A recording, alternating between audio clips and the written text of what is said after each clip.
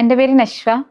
ഞാൻ തൃശ്ശൂർ മെഡിക്കൽ കോളേജിൽ second year MBBS പഠിച്ചുകൊണ്ടിരിക്കുകയാണ്. ഇപ്പോൾ ഞാനിന്ന് എഫിനെ കാണാൻ വേണ്ടി വന്നതാണ്. അപ്പോഴാണ് നിങ്ങൾക്ക് ഇവിടെ ഫുൾ ടെസ്റ്റ് ഒക്കെ നടന്നുകൊണ്ടിരിക്കുകയെന്ന് അറിഞ്ഞത്. ഇപ്പോൾ ഒരു ലാസ്റ്റ് ക്രൂഷ്യൽ ടൈമാണല്ലോ, 30 days നീറ്റിന്. ലൈക്ക് May 5 അല്ലേ നിങ്ങൾക്ക് ഡേറ്റ് പറഞ്ഞിരിക്കുന്നത്. അപ്പോൾ കണ്ടിന്യൂസ് എക്സാം ആണെന്നൊക്കെ അറിയാം. ഭയങ്കര ടെൻഷൻ ഉണ്ടാവും, അതൊക്കെ സ്വാഭാവികമാണ്. ഞങ്ങൾക്കൊക്കെ ഉണ്ട്, ഞങ്ങളൊക്കെ ഈ സ്റ്റേജിൽ കൂടെ കടന്നു പോയ ആൾക്കാരൊക്കെ തന്നെ. പക്ഷെ ഈ ഒരു സമയമാകുമ്പോൾ നമുക്ക് എല്ലാവർക്കും ഒരു ചെറിയ കിട്ടൂലേ എന്നുള്ള സംശയങ്ങളൊക്കെ നന്നായിട്ടുണ്ടാവും. നമ്മളിപ്പോൾ നമുക്ക് ചെയ്യാൻ പറ്റുന്ന കുറച്ച് കാര്യങ്ങൾ നന്നായിട്ട് ചെയ്യുക, മാക്സിമം ഇരുന്ന് പഠിക്കുക. ഇപ്പോൾ പഠിച്ചതൊക്കെ നല്ല വൃത്തിക്ക് സെറ്റാക്കി എടുക്കുക. ഇപ്പോൾ ബയോളജി, ഫിസിക്സ്, കെമിസ്ട്രി ഈ 3 സബ്ജക്ട്സിൽ തന്നെ അറിയാത്ത ഏതെങ്കിലുമൊക്കെ ഉണ്ടെങ്കിൽ അത് വേഗം തീർത്തിട്ട് അറിയുന്നത് ഒരിക്കലും നമുക്ക് എക്സാമിന് തെറ്റാൻ പാടില്ല. അതിപ്പോൾ മാക്സിമം നമ്മൾ ശ്രദ്ധിക്കുക.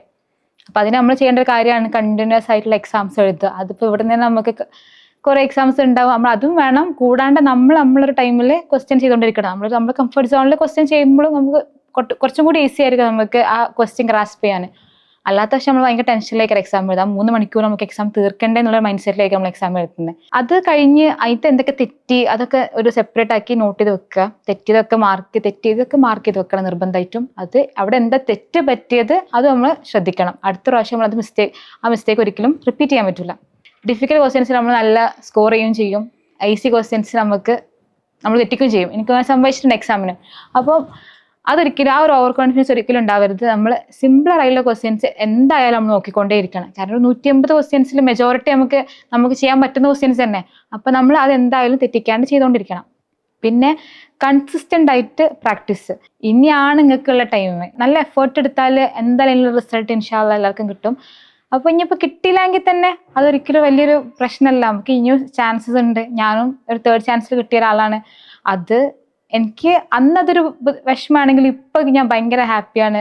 ഞാൻ സെക്കൻഡ് ഇയർ അവിടെ പഠിച്ചുകൊണ്ടിരിക്കുകയാണ്. അതിൻ്റെ ഒരു എക്സ്പീരിയൻസ് വെച്ച് പറയാൻ അതൊന്നും ഒരിക്കലും നമ്മൾ ബാധിക്കുന്ന ഒരു ഇഷ്യൂ അല്ല. നമ്മൾ ചെയ്യുക. അതായത് സക്സസ്സിലോട്ട് നമുക്ക് ഒരിക്കലും ഒരു ഷോർട്ട് പാത്തില്ല. നമ്മളെപ്പോഴും നമ്മളെ ഹാർഡ് വർക്ക് അവിടെ കാണിച്ചേ പറ്റും. പിന്നെ എപ്പോഴും ഒരു പ്രാർത്ഥന നമ്മളെ മനസ്സിൽ എപ്പോഴും ഉണ്ടായിരിക്കുക. എത്ര നമ്മൾ ചെയ്യാനും ഒരു പ്രാർത്ഥന നമുക്ക് ഉണ്ടായാലും നമ്മൾ എല്ലായിടത്തും എത്തുള്ളൂ. കുറച്ച് ടൈമുള്ളൂ. ഭയങ്കര ആത്മവിശ്വാസത്തോടെ ഇരിക്കുക. ടെൻഷൻ ഒന്നും ആവണ്ട. ഇൻഷാ അല്ലാഹ് എല്ലാവരും കഴിച്ചിലാവും. ആ ടെൻഷൻ കാരണം തന്നെ കുറേ പേർക്ക് നഷ്ടപ്പെടാവുന്നേ ഉള്ളൂ ഇതൊക്കെ. കാരണം നമ്മൾ ഒരു എക്സാമിന് ടൈമിൽ നമുക്ക് ക്വസ്റ്റ്യൻ ആൻസർ മാറിപ്പോവുക, അല്ലെങ്കിൽ ആൻസർ അറിയാവുന്നത് നമ്മൾ ആ ഒരു സമയത്ത് ടെൻഷൻ കയറിയിട്ടൊരു ഇപ്പം ചെറിയ അങ്ങോട്ടും ഇങ്ങോട്ടൊക്കെ ഒരു മാറ്റം വരുത്താവുന്നേ ഉള്ളൂ. അപ്പം അങ്ങനെയൊന്നും ആ ടെൻഷനൊന്നും വേണ്ട. കൂളായിട്ട് നമ്മൾ സാധാ എക്സാം എഴുതുന്ന പോലെ തന്നെ എഴുതുക. MBBSലൊക്കെ കയറി നമുക്ക് മനസ്സിലാവും ഒന്നുമില്ല, ഇതൊക്കെ ഒരു കടമ്പ മാത്രമാണ് അതിലോട്ട് എത്തിപ്പെടാൻ. അവിടുന്ന് അതിനെക്കാട്ടും വലുത് വേറെ ഉണ്ട്. പക്ഷെ അവിടെ എത്തിക്കഴിഞ്ഞാൽ നമുക്ക് വേറെ ലൈഫ് തന്നെയാണ്. MBBS നമ്മൾ ടോട്ടലി മാറിക്കഴിഞ്ഞു ഒരു വേറെ സ്റ്റേജാണ് നമ്മുടെ ലൈഫിൽ. ഭയങ്കര ഹാപ്പി ആയിരിക്കും. നമ്മൾ ഭയങ്കര ഇൻഡിപെൻഡൻ്റ് ആയിരിക്കും. നിങ്ങൾക്ക് ഇവിടെ തന്നെ ഓൾറെഡി ഹോസ്റ്റൽ ലൈഫ് ആയിരിക്കും നിങ്ങൾക്ക്. അപ്പോൾ അവിടെ നിങ്ങൾ ഹോസ്റ്റലിൽ തന്നെയാണ് നിൽക്കേണ്ടത്. അപ്പോൾ എങ്ങനെ നിൽക്കണം, മറ്റുള്ളവരോട് എങ്ങനെ ഇടപഴകണം, പല ആൾക്കാരായിരിക്കും, അവരോട് ഒത്തുചേർന്ന് പോകാനൊക്കെ നമുക്ക് കുറേ ഉപകാരപ്പെടും. ഇവിടെ നിന്ന് ആ ഹോസ്റ്റൽ ലൈഫൊക്കെ അവിടെ നിങ്ങൾക്ക് നന്നായിട്ട് ഉപകാരപ്പെടും. ഈ ഒരു സമയം എല്ലാവർക്കും ഉണ്ടാകുന്ന ടെൻഡൻസിന് വീട്ടിൽ പോകാന്ന്. അവിടെ നമുക്ക് ഇരുന്ന് പഠിക്കുക, കിടന്ന് പഠിക്കുക. ഇവിടെ വരുന്നതിന് മുന്നേ ഞാൻ രാവിലെ ഒരു 3 മണി 4 മണി വരെയൊക്കെ ഇരുന്ന് പഠിക്കുമായിരുന്നു. പക്ഷെ പഠിക്കുന്നൊന്നും എനിക്ക് തലയിൽ കയറുന്നൊന്നും ഉണ്ടായിരുന്നില്ല. ജസ്റ്റ് ഞാൻ ടൈം സ്പെൻഡ് ചെയ്യും. പക്ഷെ ആ ടൈം സ്പെൻഡ് ചെയ്യുന്ന ഫ്രൂട്ട്ഫുൾ ആയിട്ട് റിസൾട്ട് ഒരിക്കലും വന്നിട്ടുണ്ടായിരുന്നില്ല. അപ്പം നമ്മൾ അങ്ങനെയല്ല നമ്മൾ ചെയ്യേണ്ടത്. നമുക്ക് കറക്റ്റ് ഒരു ഷെഡ്യൂൾ നമുക്ക് എപ്പോഴും ഉണ്ടായിരിക്കണം. ഇപ്പോൾ ഉറങ്ങാൻ ടൈമാണെങ്കിൽ ഉറങ്ങുക, കറക്റ്റ് ടൈമിൽ ഉറങ്ങുക. പഠിക്കുന്ന സമയത്ത് കറക്റ്റ് പഠിക്കുക. ഭക്ഷണം കഴിക്കേണ്ട സമയത്ത് കറക്റ്റ് ഭക്ഷണം കഴിക്കുക. നമുക്ക് ഈ പഠിത്തത്തിൻ്റെ കൂടെ നമുക്ക് ഹെൽത്തും കൂടി ഭയങ്കര ഇമ്പോർട്ടൻറ്റ്. ഹെൽത്ത് ഇല്ലെങ്കിൽ നമുക്ക് പഠിക്കാനും പറ്റില്ല. അപ്പം അതിനുള്ള എല്ലാ കാര്യങ്ങളും ഉറക്കമാണെങ്കിൽ തന്നെ, ഭക്ഷണമാണെങ്കിൽ തന്നെ അതൊന്നും ഒരിക്കലും കുറവ് വരുത്തരുത്. നിങ്ങൾക്ക് ലോണ്ടറി ആണെങ്കിൽ നിങ്ങൾക്ക് എല്ലാതും ഒരു ചെറിയ മൈന്യൂട്ട് കാര്യങ്ങളടക്കം നമുക്ക് ഇവിടെ ചെയ്തു തരുന്നതാണ്. അത് നിങ്ങൾ ഫുൾ കോൺസെൻട്രേഷൻ നിങ്ങൾ പഠിത്തത്തോട് കൊടുക്കണം എന്നുള്ളൊരു ഉദ്ദേശം കൊണ്ട് മാത്രമാണ് നിങ്ങൾക്ക് ചെയ്തു തന്നിട്ടുള്ളത്. വീട്ടിൽ പോകാണ്ടിരിക്കുക. ഞാൻ നേരത്തെ പറഞ്ഞല്ലോ, വീട്ടിൽ പോയാൽ നമ്മൾ കംഫർട്ട് സോണിലെത്തി. നമുക്ക് അവിടെ ചിലപ്പോൾ വീട്ടിൽ അനിയന്മാരുണ്ടാവും, അല്ലെങ്കിൽ ചിലപ്പോൾ ഗസ്റ്റുകൾ വരുമായിരിക്കും. അപ്പോൾ നമുക്കിങ്ങനെ നമ്മളെ മൈൻഡ് സെറ്റ് മാറിക്കൊണ്ടിരിക്കും. നീറ്റ് എന്നുള്ള ആ ഒരു ടാർഗറ്റ് നമ്മളിങ്ങനെ ഒരു മാറ്റം വരും. പിന്നെ ഉമ്മനിപ്പനും ടെൻഷൻ വരും. സ്വാഭാവികം എനിക്ക് നല്ല ടെൻഷൻ ഉണ്ടായിരുന്നു ഉമ്മനിപ്പിനെ കാണുമ്പോൾ.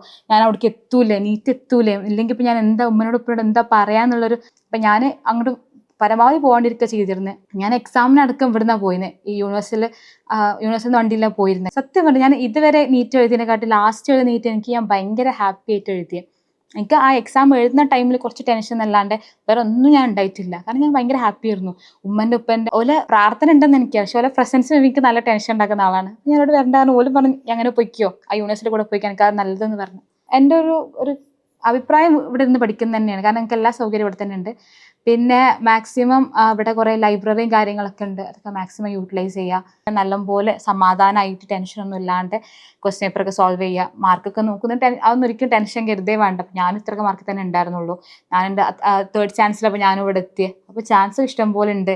ഇപ്രാവശ്യം തന്നെ കിട്ടണം എന്ന് പറയുമ്പോൾ നമുക്ക് ചിലപ്പോൾ കിട്ടിക്കോണമെന്നില്ല, ചിലപ്പോൾ ഒരു ഭാഗ്യമുണ്ട്, ഒക്കെ ഉണ്ട് അതിൻ്റെ ആ ഒരു സമയത്ത്. നമ്മൾ എഫേർട്ട് എന്തായാലും എടുത്തുകൊണ്ടിരിക്കും. അപ്പോൾ നല്ല പഠിക്കുക. ഇനി കിട്ടിയില്ലെങ്കിൽ തന്നെ അടുത്ത ചാൻസ് മാക്സ്. അപ്പോൾ നിങ്ങൾക്ക് ഓൾറെഡി പഠിച്ച് സെറ്റാക്കി വെച്ചിട്ടുണ്ടാവും. അപ്പോൾ നിങ്ങൾക്ക് അടുത്ത പ്രാവശ്യം പഠിക്കുമ്പോൾ കുറച്ചുകൂടി ഈസി ആയിരിക്കും. കുറച്ചുകൂടി സ്കോർ ചെയ്യാനുള്ള ഒരു ടെൻഡൻസി ഭയങ്കര കൂടുതലായിരിക്കും. അപ്പോൾ അതൊന്നും വലിയ പ്രശ്നമൊന്നുമില്ല. മാർക്ക് നോക്കിയേ വേണ്ട, നല്ല പഠിക്കുക. നിങ്ങൾ കൺസിസ്റ്റൻ്റ് ആയിട്ട് പഠിച്ചുകൊണ്ടേ ഇരിക്കുക. മാർക്കൊക്കെ അങ്ങനെ കൂടി കിട്ടിക്കോളും. ലാസ്റ്റ് ടൈമാണ്, ഇനി ടെൻഷൻ അടിക്കാനുള്ള ടൈമൊന്നുമില്ല. എല്ലാം ഒഴിവാക്കുക, കൺസിസ്റ്റൻ്റ് ആയിട്ട് പഠിക്കുക. ലാസ്റ്റ് മെയ് 5 ആകുമ്പോൾ ഇൻഷാ അല്ലാഹ് എല്ലാവരും ഉഷാറായിട്ട് നീറ്റ് എഴുതുക. നല്ല സ്കോർ ഉണ്ടാവട്ടെ. All the best.